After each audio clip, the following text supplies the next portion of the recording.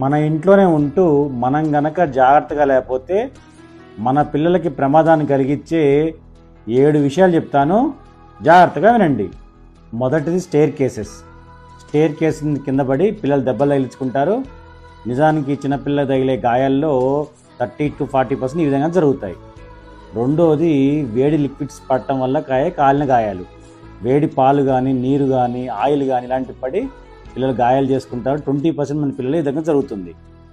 మూడవది పెద్దవాళ్ళు వాడే మెడిసిన్స్ కానీ, ఇంట్లో వాడే క్లీనింగ్ లిక్విడ్స్ కానీ, ఆల్ అవుట్ కిరోసిన్ ఇలాంటి వాటిని పిల్లలకు దూరంగా ఉంచాలి, లేదంటే వాళ్ళు పొరపాటు తాగేసి అనారోగ్యానికి గురవుతారు.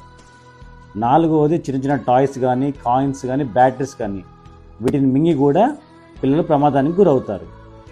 ఐదవది షార్ప్గా ఉండే ఆబ్జెక్ట్స్, నైఫ్స్, సీజర్స్, బ్లేడ్స్ లాంటివి తెగి ఇబ్బందికి గురవుతారు.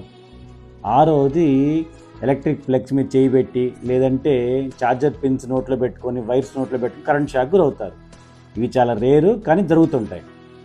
ఏడవది మరీ చిన్నపిల్లలు, 2 years కానీ చిన్నపిల్లలు వాటర్ టబ్లో కానీ, వాటర్ బకెట్లో కానీ మునిగిపోయి ప్రమాదానికి గురయ్యి కూడా అప్పుడప్పుడు జరుగుతుంటాయి. ఈ విషయాల పట్ల మీరు జాగ్రత్త వహించాలి.